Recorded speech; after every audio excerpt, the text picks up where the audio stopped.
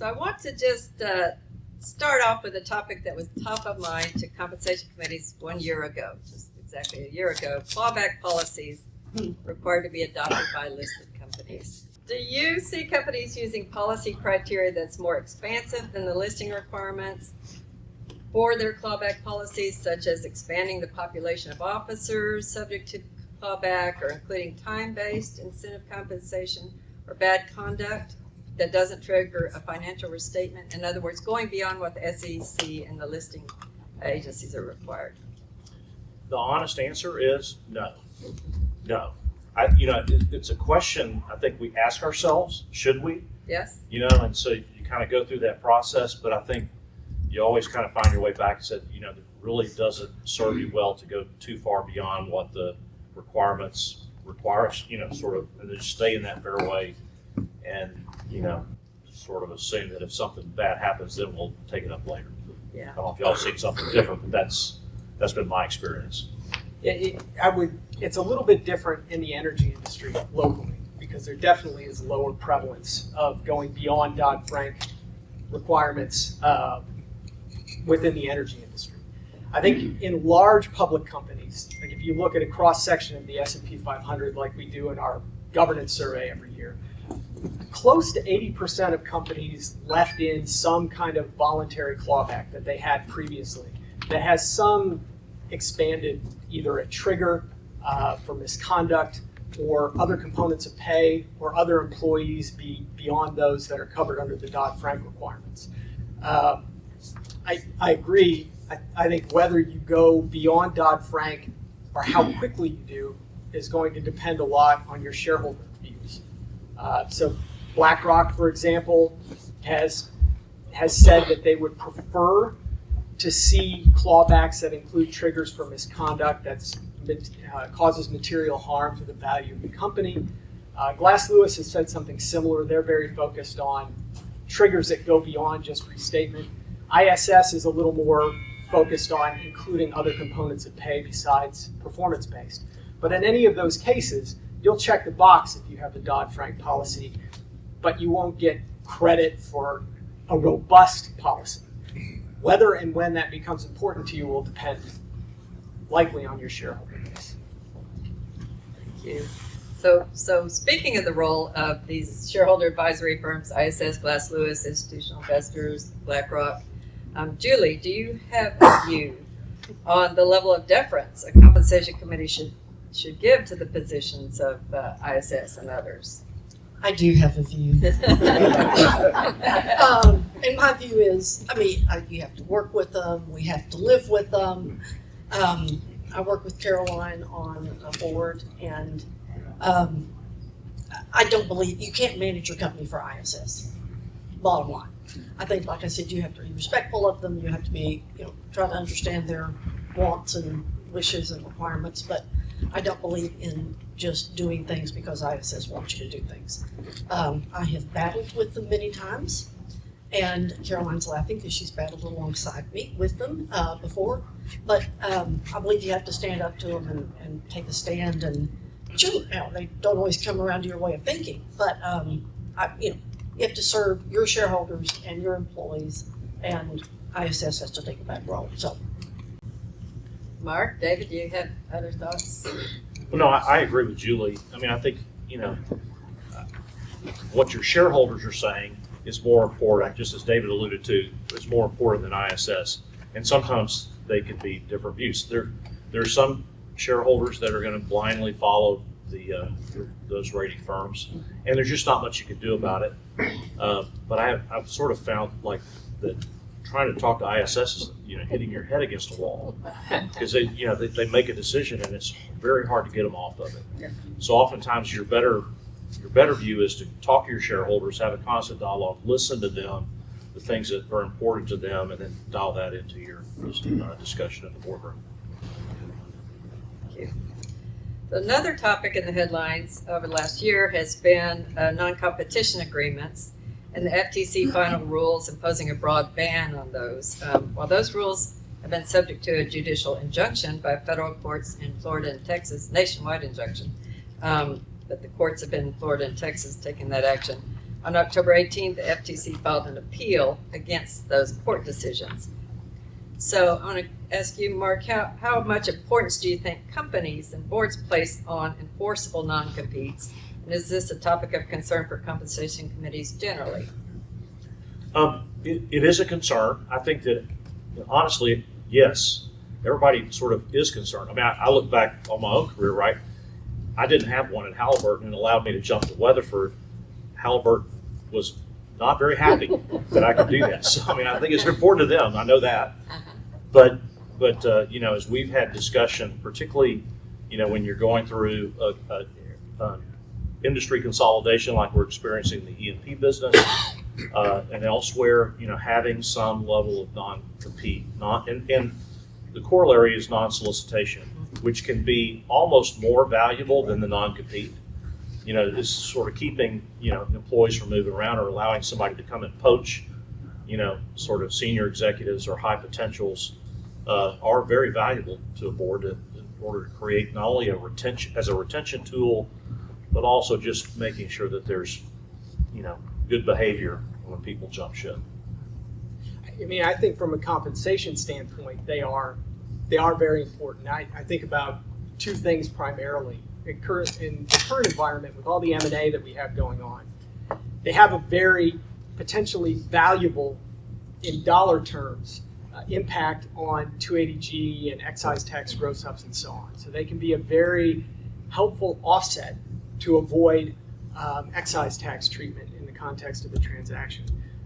Also, from a compensation standpoint, when somebody retires and you want to allow them to continue to vest in equity, treat them fairly when they leave, having something like a non-compete or non-solicit to offset that or provide some kind of post-termination service to shareholders can help justify that. And you know, ISS and Glass Lewis have put down ISS really mostly have put down a marker over the last few years that if somebody leaves voluntarily, including retirement, and you enhance anything about their compensation on the way out the door, we will recommend against say on pay.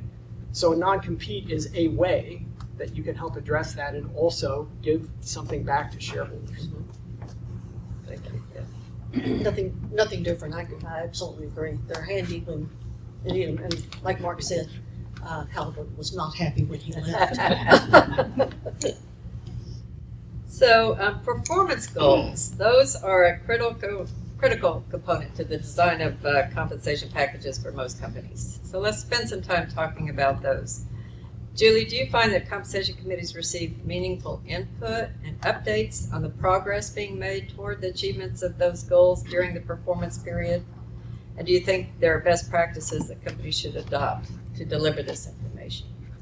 Well, first of all, I think you have to make sure that you do. I mean, I think the comp committee has to make sure that they do get that and request it. I'm on one board where they update it literally at every meeting, and on other boards where it's more of a semi-annual kind of update. We have one board where they were hoping to not ever do it ever, but you have to. But I think I do think it's very important to keep updated and to always know where you stand along the however many years this is spread over. But you have to make sure that the management team is willing to provide what you need and just insist that they do. And they will. Yeah. Yeah, my experience has been the same. You know, I get generally updates every meeting that we have, you know, on how they're performing. I mean, the art for compensation committee is trying to make sure that the metrics that you're using for compensation mirror the shareholder experience. And so, part of what you're also trying to do is just figure out, okay, what is it the shareholders care about, and measure that. And so, if you do it well, you're also in a position where they're updating the street constantly as well. So the street knows how they stand, we know how they stand, and it eliminates a lot of the vagary that you might otherwise have to face. And obviously, things that are measurable. That really tie into the financial statements, that are auditable, all Objective. objective, that all makes the best metrics. Yep. And so Julie, speaking of the objective metrics, how should the compensation committee view the mix of objective performance measures and discretionary personal performance goals?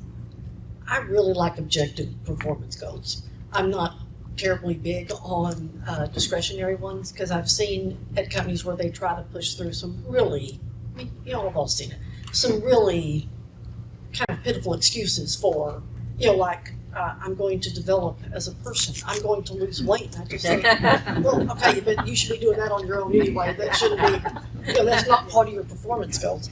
I like objectives. I like where you can set and back to what Mark said. We all talk to our shareholders all the time, and we know what they want. And I think you have to tie it into that and try to make it be in parallel with that. So, I mean, some discretion might be fine, but I think it needs to be very, very limited and still have something to do with the business in some way. So. I mean, even without explicit qualitative components to your plan, you're still at some point probably going to have to exercise some judgment, even against the formulaic metrics. And I think back to the question about the consistent updates, I think that can help as you're consistently being updated through the year. You can identify places where the plans is starting to get out of whack with what shareholders are experiencing or how management views the year. Like, this is, God, we're blowing and going, it's a great year, but the annual incentive plan metrics don't look like a great year. You can start that conversation early because it never works well to surprise anyone with your expectations. I mean, if you have a losing weight goal, just let them know where your weight is during the year so at the end of the year they're not surprised about what you're going to recommend for your bonus. I honestly like having some subjectivity. Not tons, but 20% or so. The problem is you're setting metrics usually at the beginning of the year on a budget, and particularly in the energy business, you just never know how to really. You're doing your best based on forward forecasts, but what I figured out over my career is all those forward forecasts are all wrong. Right? True. And the second thing is, and this is particularly true in the E&P space, where a lot of your metrics are driven or are very sensitive to oil and gas prices. You can set a metric based on, but things can change dramatically for a management team just based on the price moving, which they have no impact on. Right. And so sort of having the ability to, again, to your point, let's understand how are shareholders looking at this? How is this performance looking vis-a-vis, the performance of others in the industry? Does this look like best in class, or does this look like they're lagging based on what they're doing? Did they set the budget too easy based on what oil prices have given them, or were they really hard on themselves and the market has moved away from them, but they're outperforming everybody else? That discretionary element gives you some ability as a board to make sure that you are rewarding people for what they're contributing, or to pull back and say, look, this was a gift. The market gave you a gift, and we're not going to necessarily pile on. Yeah. And I, at least my experience has been shareholders have appreciated the judgment. If it's well explained in the proxy, they appreciate the level of judgment that this board's playing on top of it. And so just to follow on to that, how do you view the challenges between short-term and long-term performance objectives? How do you see each of those playing out in terms of the judgment the compensation committee applies? Well, long-term, because you have the ability, I think the market can kind of even it out. That's where it ought to be really objective, right? And I think that the linkage to, shareholder return metrics, cash flow, in the E&P sector right now is huge, right? Cash flow per share, those kind of metrics all are key. And, if it's a 2 or 3 year program, the market's going to kind of even it out. And I think the discretion doesn't have to be quite so. It's really the annual objectives where More. It's just exactly. Even seasonality can really influence. What do you see? Well, I agree. So in the annual plan, I also think it's much more important to have line of sight, which you can get at with qualitative metrics that sometimes you can't with the lot of the outcome measures that are kind of in long-term plans. So you have total shareholder return, which is kind of an outcome of having done all the right things in the annual plan during that performance period. They build to that growth in shareholder value, hopefully, over time.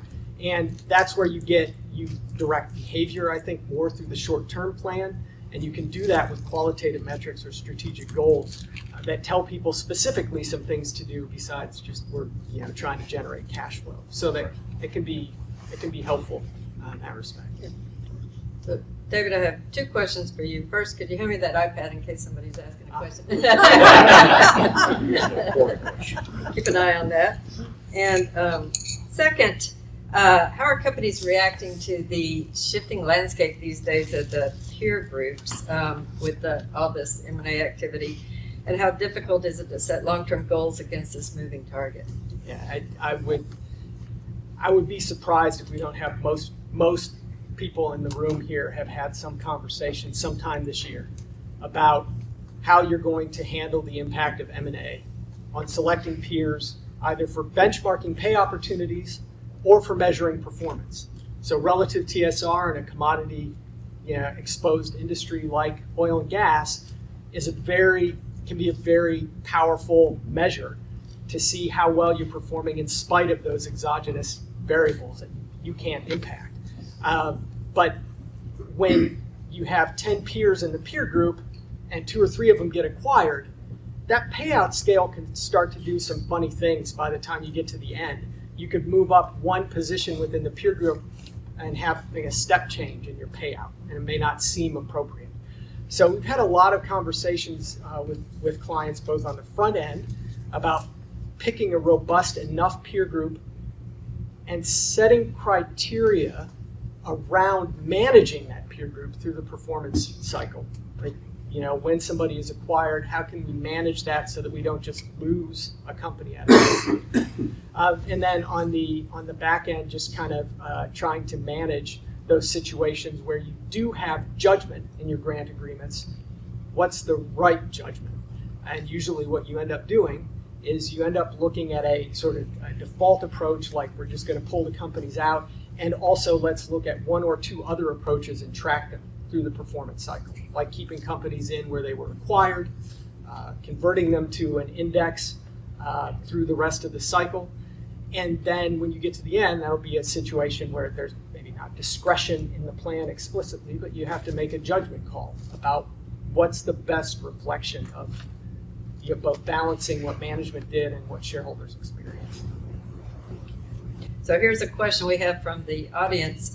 I'll throw it out to each of you. How do you ensure management isn't sandbagging performance goals? Everybody in here has been accused of that on the management side.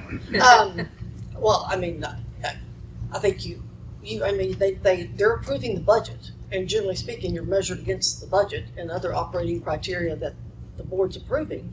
So therefore, if they're approving the budget and they think that's sandbagged, then that's an issue, but they need to solve it at that point. But otherwise, like I said, okay, maybe y'all haven't been accused of sandbagging. But I mean, to me, it's very hard to sandbag if the board's approving the budget, and they do, and they know what to expect, and I just think it's hard.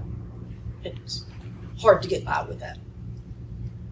Part of it is obviously during the budgeting cycle and go, do sufficient pushback, right? If you just sit there and you just take it and for what it is, they're going to get their softest plan. And I don't have a problem because I know it's disclosed. One of the things that we did at Marathon, which I've been very pleased, is we'll do threshold stretch, or plan. But in order to get stretch objectives, they have to be the best in class, best of their peers on those metrics. And so that kind of takes a little bit out of it. It's like, okay, yeah, you can maybe fudge some of these things, but if you're going to get your max payout or whatever, it's going to be whoever in your industry group is the very best at whether it's reinvestment rate or cash flow per share or whatever. And so how you calculate at the end of the year, you go get it very objectively. Here's what the best in class was. Where are you in the middle of that? And it kind of takes a little bit of that out. So they're actually incented to start pushing their plan toward what they believe is going to achieve that best in class. And you've touched, we got another question here, and I think you touched on that to some extent. It says, what suggestions do you have for setting compensation targets when management maxes out on every objective year after year, and dealing with our management when you want to put greater stretch into the numbers? Well, that's it. I think if you can demonstrate to your shareholders that they are indeed performing best in class, I don't mind paying, top bonuses on that basis. And our experience was neither did our shareholders. And it did reflect in the shareholder experience. They were one of the best performing stocks. So it's like, okay, that created a lot of alignment, and it took a little bit of the pressure off the board to try to sort of guess, 14 months in advance what that best was going to be. Mm-hmm. And the question about managing management expectations about getting a certain level of compensation that's stable from year to year, doesn't go down, even if the performance varies. Do you have tips on that? Well, I mean, I'm sorry. Go ahead. Well, so I think first of all, there's a philosophical question about that, whether that's what you want to do with your plan. Whether you want the outcomes from the plan to mirror more what shareholders are experiencing through cycles, or whether you want to maintain something more stable. In which case, I would argue you might have a philosophy where the upper and lower bounds of what you can earn are narrowed. So some of the downside may be gone, but some of the upside is gone. So there's some philosophical questions about how you want to handle that. The oil and gas industry got burned leading up into COVID because for so many years you saw bonuses happening up here, way above target within this range, and shareholder experience down here.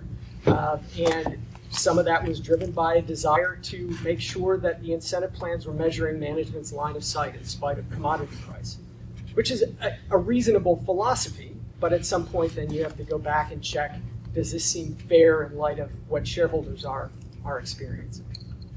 On Westlake, one of the things we do is actually based on EVA, economic value added, and if anybody's sort of looked into EVA, again, it's a shareholder return metric, aligns well with shareholder return, but the plan itself actually includes a banking mechanism so that if they max, the top sliver of that compensation goes into a bank, and so if in a year following they don't get everything, they can pay out of the bank, and it starts to smooth out. Exactly. But it's a great retention tool as well, because people all of a sudden have a lot sitting in their bank and they don't want to leave because they would forfeit that if they walked out the door. So very low management turnover. Yeah. I don't really have anything to add other than I just think you have to always keep shareholders in mind, back to your point, as to how you're doing all this. And I'm not a big proponent of keeping it real narrow. I mean, I believe in years where if they're knocking it out of the park, they should be rewarded for that. But conversely, they have to understand that, you have to keep, and you have to communicate to me that very well during the year, because otherwise, people get spoiled and they think they're going to get up here and then not. So I think communication is key for the employee group in that. We have another question, I think, on these topics. Are your boards discussing and monitoring CEO compensation relative to the other key employees and average employee compensation?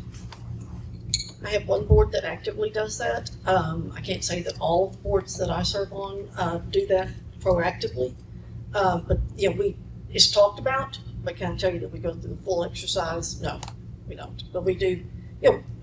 It's in mind. We know what we're supposed to be doing, and try to keep it in the fair way. But I can't tell you that we're doing the full test. So. I mean, the same. I think we look at it. It's a difficult metric. It's just kind of it is what it is. Yeah. I think the better process is look at the peer groups, study it, and not just pay attention to the CEO, but pay attention to what's happening below that. Mm-hmm. Even if you're not you're giving a lot of discretion to the CEO, make sure that everybody's staying kind of at that same. If you're targeting 50%, the 50th percentile, make sure everybody's there. And I think that takes a lot of the risk out. in my view. And I think that, I mean, the specific ratio of the CEO to the median employee, I don't know of any, I don't have any committees that regularly talk about that. But with the rising importance of human capital kind of making its way into the compensation committee, you do hear a lot more qualitative discussions about how do employees feel about what's going on? Are broader employees included in the incentive plan that you're reviewing with us? How do they feel about it? Are the outcomes for the executives different from what the rest of the organization is experiencing, and how does that feel? And so you kind of get at it that way without looking at a specific ratio. So, moving on to a topic that is a critical board responsibility, succession planning. Compensation committees typically serve a major role in that board responsibility, so I want to turn to each of you for your thoughts on that responsibility.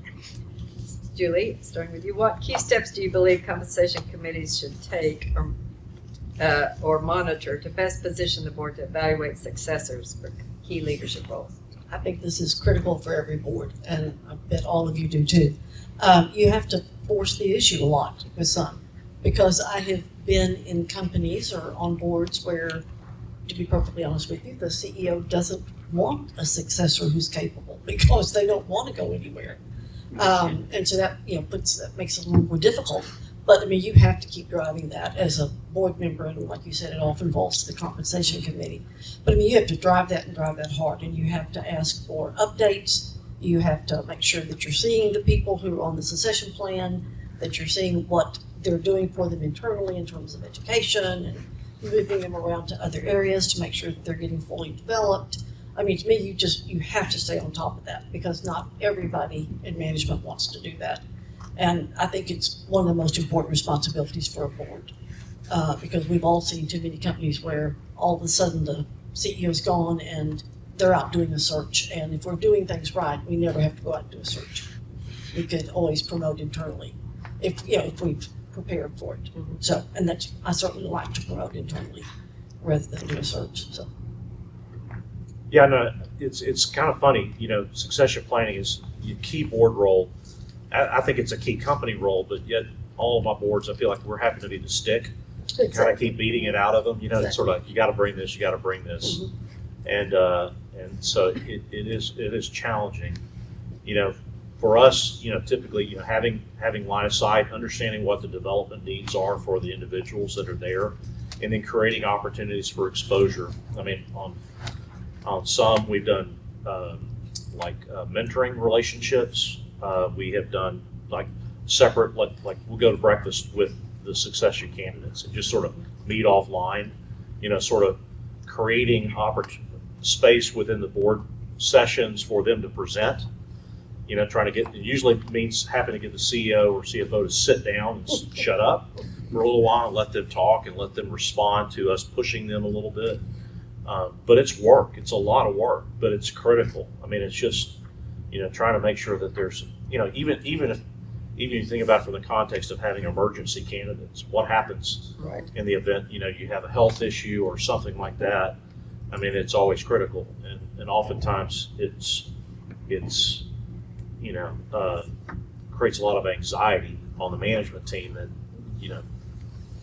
but good leaders, that's what they do. They develop the next generation. They see that coming in and create space for that. And that's what you're trying to encourage. And so, Julie, I think you made a good point about having internal candidates prepared to step into a role. And at Summit, I heard in a couple of the presentations comments about that if you're doing a search and going outside and looking inside, and you have an internal candidate and external, that the rule of thumb that they put out is the external candidate should appear to be 1.5 to 2 times measurably more of a fit than your internal candidate, because you so often will have a mismatch that you didn't anticipate with an external candidate. So given that, the really importance of developing internal candidates, David, how do you look at retention pay or pay in excess of companies' peer benchmark in impacting succession? Well, so I think first of all, obviously compensation is only one thing. It's an important thing, but it's only one thing that can make sure that you're retaining the people that you need for that next generation of leadership. So from a compensation standpoint, I think retention grants or going beyond what market would tell you to do can do a couple of key things. One is it's another way of communicating to those key individuals that they are important. This is a measurable way to say, we've got our eye on you, you're important for the future, we want you to stay. You're never going to be able to get that number high enough that it's going to completely insulate you from somebody trying to poach someone good. But if you can convey that expectation, that love, if you will, through that compensation, that can help. The other thing is that it can make it more painful for a competitor to try to buy someone out. So as you're thinking about succession planning, one of the things that committees typically will look at is how much unvested value are in the hands of these key people that we have our eye on. What does that look like as a multiple of what they could make in a position that they might step up into at another organization? And how painful would it be for someone to buy out that number? Yeah.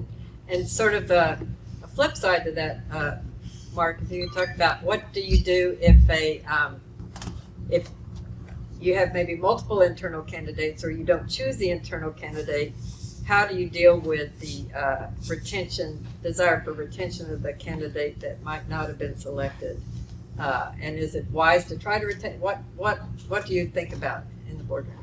Yeah, I mean, usually if you're talking about an internal candidate for a promotion, that says they've got value for you. But if you don't pick them, it's usually, if you're just honest about it, it's because there's some deficiencies in their development. And so a key part of it, we've tried to do this in a couple cases, is first of all, a very honest conversation with them, probably from the board directly. Don't no intermediaries. Have them hear directly from the board about this is, look, we love you. We see a lot of potential, but here's some rough edges that need to be rounded out, or some experiences that we think you need to have. And then I think it behooves the board then to help sort of force or create that opportunity. So that's what we've done. It's just like, okay, sort of push on the management team to say, okay, how can we reshuffle to provide this executive the experience so that we can test them, and validate that they truly are a succession candidate, or we'll all collectively, reach the conclusion that we were right in our judgment and they aren't ready. And then that's another conversation that needs to happen. But honesty is always the best policy. I think first of all, just have the hard conversation. And I think if you're straight up with folks, they'll usually get it. I think. That's right. And it may be that the individual that you didn't pick, you started the clock ticking on how much longer they're going to be there. But what you can do by offering those development opportunities, maybe helping them find a seat on a board somewhere as part of their development, preparing them for that next step, investing in them, can help bridge while you're working on who's going to step into their role when they eventually leave. So looking at the questions here, and I'm going to circle back to some of these later, so I don't think I forgot. But I do want to talk about the sort of elephant in everyone's room right now, the political landscape, which continues to evolve, and the compensation committee is not immune to that. So talking about some aspects of that, and I'll just throw out a few, and you may have others that you find you're facing in the boardroom. David, do you see focus on ESG for performance goals evolving, and if so, how? So there is some evolution. For oil and gas companies, ESG is really E, right? So and those kind of measures are staying in incentive plans, often pretty formulaic. The weight's not increasing, but it's clear, we hear when clients go out to talk to shareholders, somebody always wants to talk about the climate plan or what they're doing on that part of ESG, whether they've got it in incentive plans or not. And so, 5, 10, 15, 20% of the annual incentive plan may have some of those environmental metrics in there to signal to the organization and to your shareholders that this is important. I think where most of the evolution is happening is on the S and the G, of DE&I in particular. And there are some high-profile, like Starbucks took it out of their annual incentive plan completely. I don't think that's the norm. I think the norm is that if it's something you decided was important enough to have there in the incentive plan, maybe it gets moved to a more qualitative component, where you don't have specific numbers or quotas attached to it, and you're really making a judgment about moving things further along in some things that you think are strategically important for the development of your culture, talent strategy, all of that. So those are still in incentive plans in some form generally. And if you look at the activist proposals from this proxy season, there were a lot more anti-ESG proposals than we've seen before. But the level of support for them was very low, like much lower than for the ESG proposals as a whole. And I think that just indicates that while there's pushback on it, it's very hard to come in and say, I don't think that's important, and I want to take it out completely. So, Do y'all have any follow-up on that? No, ESG I think side? in energy ESG, I mean, I was at the Pareto conference in Norway 3 years ago, and somebody stood up, a Norwegian stood up and said, ESG is dead. And I wanted to go over and kiss him, but I didn't because I felt good. Because I'm like David. I mean, what's really important for us is the E, and working globally, the S, in terms of you have to get involved in all the communities in which you work, and some areas with tribes with which you work, and all that. So, but I don't, I'm certainly not being talked about in any boardroom that I'm in all that much. Same here. So Mark, as you look to the future, how do you think compensation arrangements will be impacted by political and perhaps tax changes? Well, I guess it depends on who takes the White House, right? I think, you can kind of come at it from two aspects. One, if there's a Democratic win, right, there's been a lot of discussion about the wealth tax. And, I don't know if everybody's thought through that, right? But, we spend a lot of our time, thinking about long-term compensation plans around stock accumulation, stock options, that out there. And of course, if all of a sudden, there's a wealth tax that comes in and starts wanting to tax those compensation schemes, it feels like we're going to have to rethink how we think about and do long-term comp.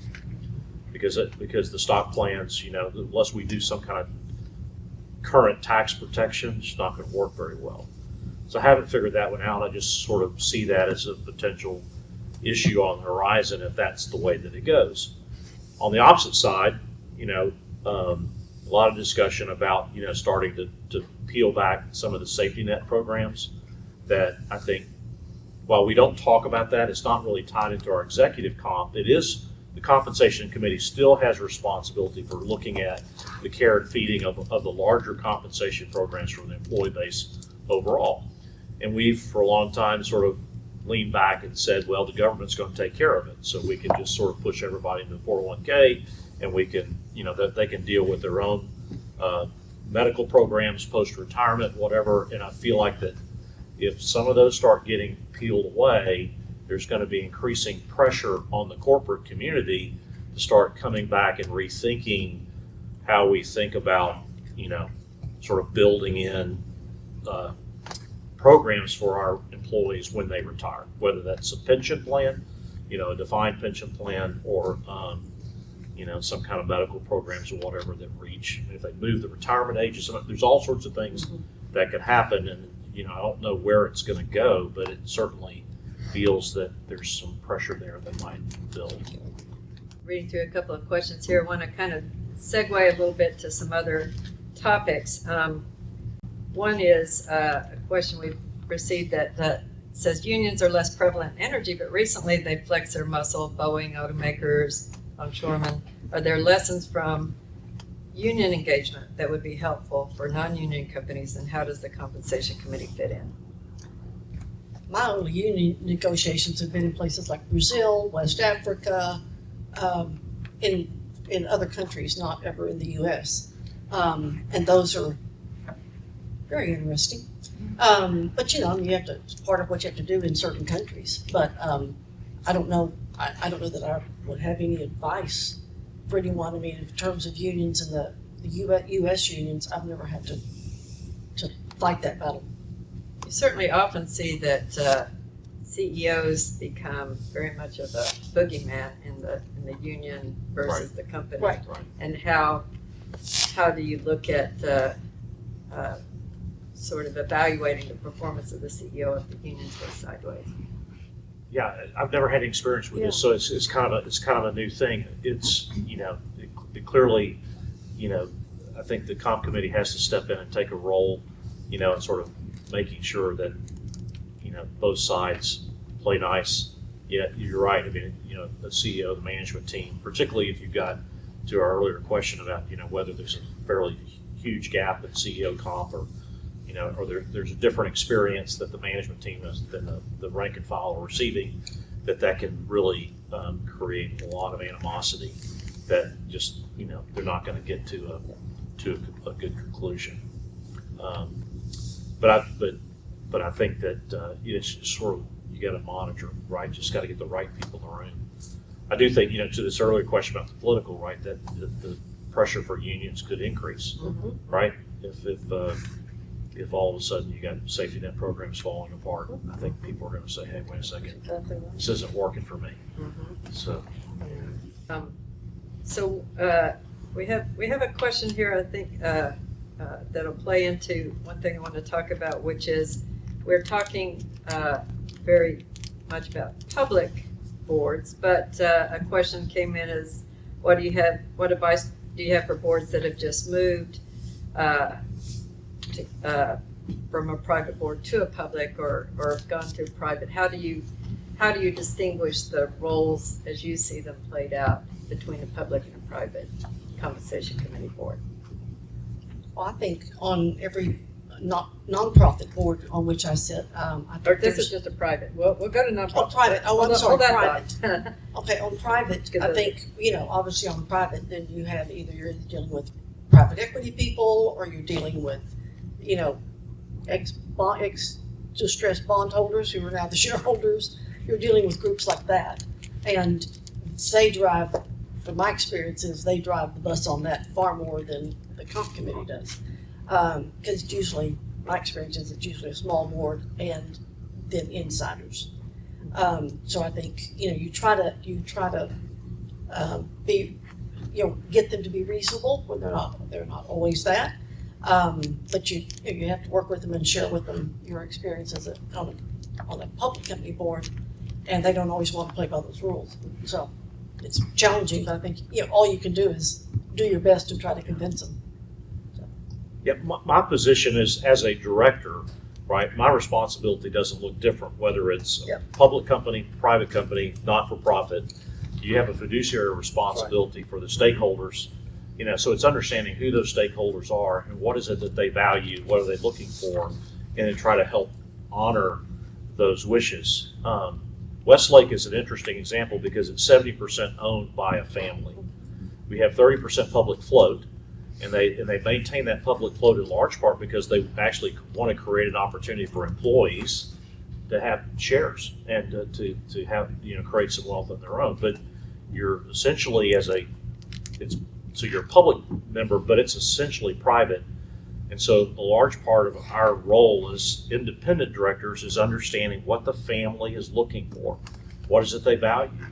You know, they don't really care about dividends as much as they do, you know, sort of capital, you know, appreciation. And so thinking about, okay, so what do we do? How do we think about that? And whether it's capital allocation decisions, is, you know, setting the budget, and the same is true for compensation. You know, how do we compensate the management team, who aren't necessarily family members, to, you know, participate and drive this thing in a way that's going to ultimately accrue to the benefit for themselves and the family.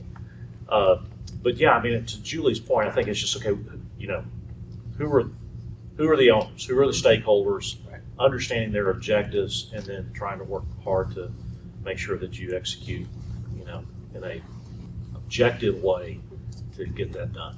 And then to the nonprofit aspect of this, Julie, many of us in this room serve on or have served on nonprofit boards, and with all a varying degree of, I think, governance professionalism, or even whether there's a compensation committee. What do you think is most often missing with a nonprofit board in applying more rigorous governance principles of compensation? Yeah. I think so often they're working off of, one thing that I have seen on some nonprofit boards is they're working off of like, okay, well, that person made $100,000 last year, so they need to make 110 because we're going to give them 10. But it's not a lot of research, it's not a lot of data that they're having to build on, and there is that data out there. I keep pointing to Caroline because she knows everything. Caroline Moffelbaum with Meridian, in case y'all would like to know. But I think it's important to get data, to have data to be able to show, because you sit down with that person who you just said, oh, they don't deserve any more than a 7% increase. They need to understand where that's coming from. And I think I've seen a lot, I haven't seen a lot of that happening on some nonprofit boards. But I think you have to take into also consideration, based on the data, every nonprofit is different.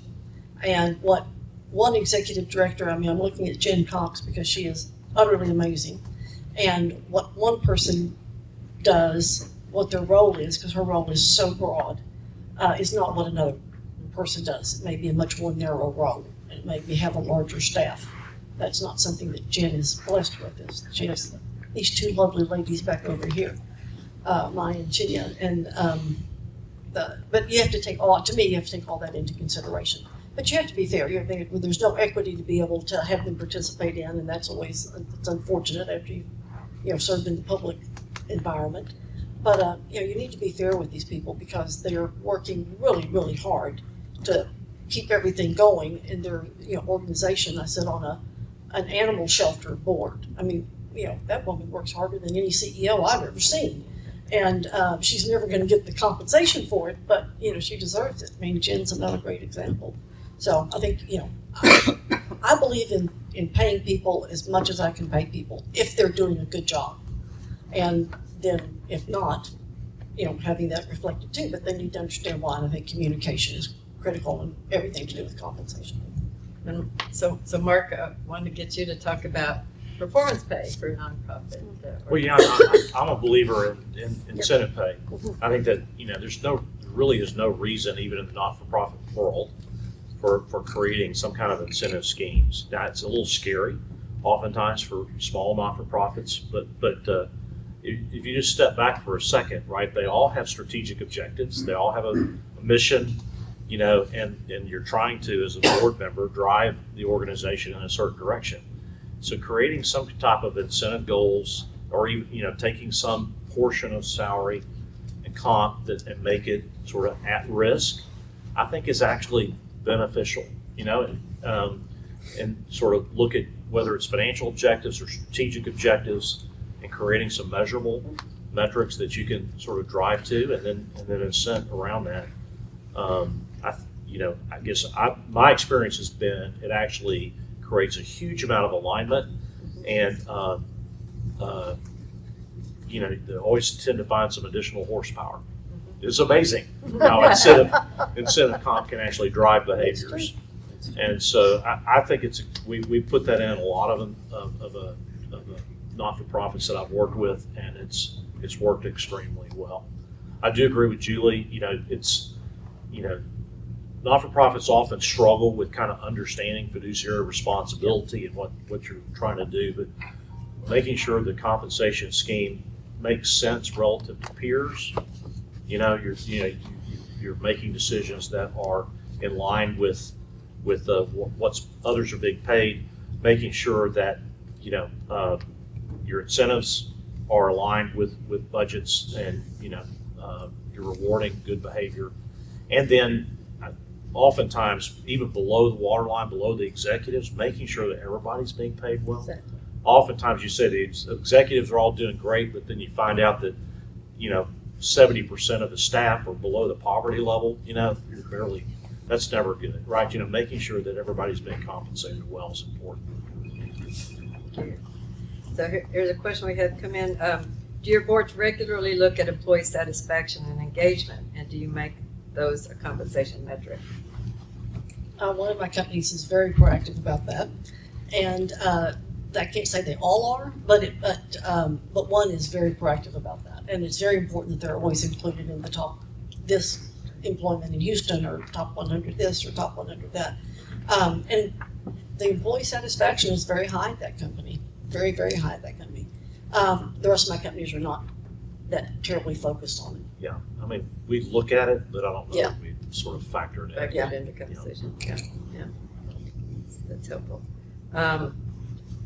And another question is, what strategies have you found effective for engaging shareholders, especially if the institutional investors or proxy advisory firms are taking a tack that you want to counter with your shareholders? You mentioned, Mark, reaching out to your shareholders. How have you found? Dollar for dollar. Exactly right. Exactly what I always call it. It's just sort of get on the phone and you start setting meetings. That's right. Yeah. Okay. That's what you do. And I think that it's become such a regular practice. I mean, it used to be that reaching out directly to shareholders was a reactive thing. It's become a much more regular thing every year. So, and something close to, I mean, over 90% of the 200 biggest companies in the S&P 500 now report something every year about shareholder outreach efforts. And a majority of those will actually go into details about specific feedback they received and any changes that they made. And it's no longer just in reaction to ISS or Glass Lewis, and I think that's helpful because you start to build this expectation that in the off season we're going to come to you and talk to you.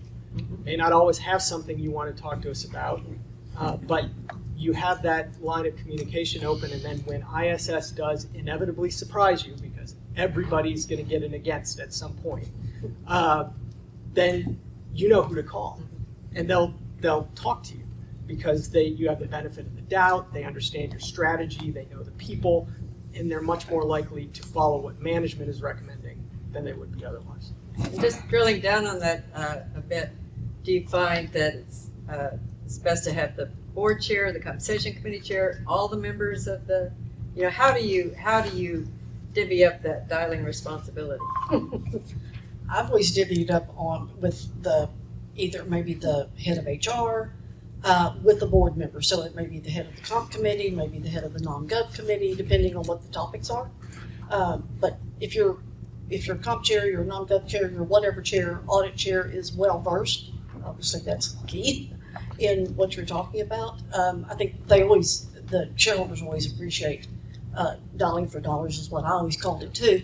And The chair they appreciate makes it. sense if it's a non-executive chair, right? Right. Oh, If, right. if it's inside, then That's create a little bit of right. conflict Right. around that, right? Yeah. But it's, Yeah. but yeah. But they appreciate that when you have Yeah.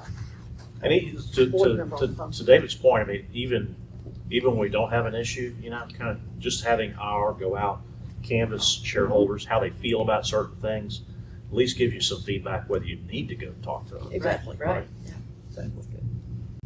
So director pay is sometimes, but not always, but sometimes within the scope of the compensation committee charter. David, do you see much movement in the levels of director pay? Director pay's been on a kind of a steady, low single-digit increase year over year for the last several years. And you can never put a price on a good director. Even though Well done, David. end up doing that every year with our benchmarking studies.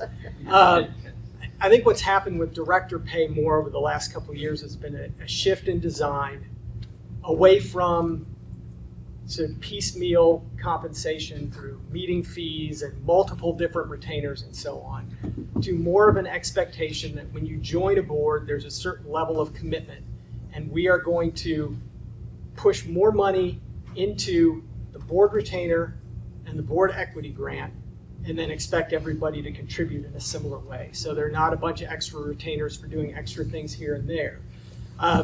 It does mean from time to time, when big issues come up and you have to form a special committee or the board's meeting a lot more, that you may have to consider supplemental compensation. It comes up. But most companies have now gone to what I'll call a cleaner sort of retainer in stock kind of approach. So Mark and Julie, any pushback on that? Do you think compensation committee members are paid enough for their work? Oh, absolutely not.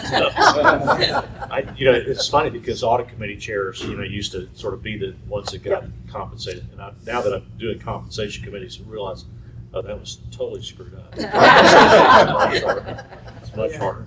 But I think, I haven't seen everything sort of rolled up in one fee, but all the committee chairs are getting some kind of a stipend, and it's beginning to equalize. I've noticed, sort of, as you said, everybody's having to pull on the oars about the same, and as things level out, it's just being an audit committee chair doesn't necessarily make it that much more difficult than being non-gov, No. which I've seen Julie do some of that. It's painful.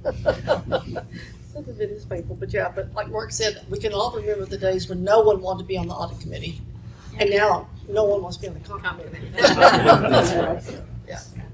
So, any lessons learned? Manuel, you had a question when we were doing our speaker call that you said we should all go to, which is sort of a lessons learned. Anything you may want to restate the question, but things that you think you would have done differently, or you think if I were talking to a new compensation committee member, here's what I would warn them about or share as an experience. Yeah, lessons learned the hard way. The hard way. Lessons learned the hard way.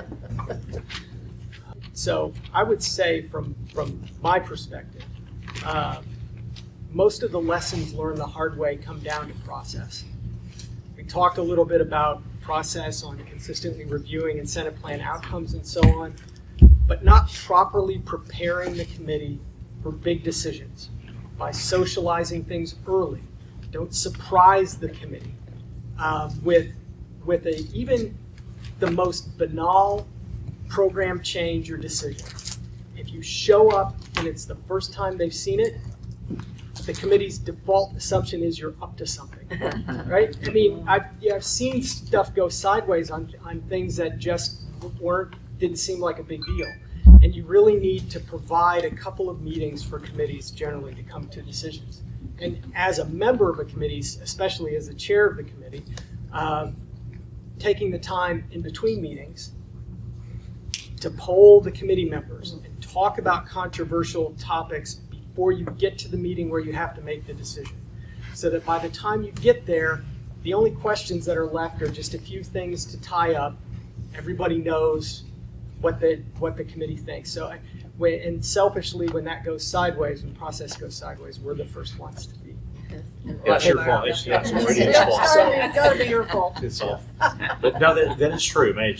Now that you mention it, as an audit committee chair, just sort of compare and contrast, right? Typically stuff goes out, you go through it, and everybody kind of knows what the questions are going to be. It's around a disclosure, around an accounting issue, but it's not necessarily controversial. You can wrestle it to the ground in a meeting.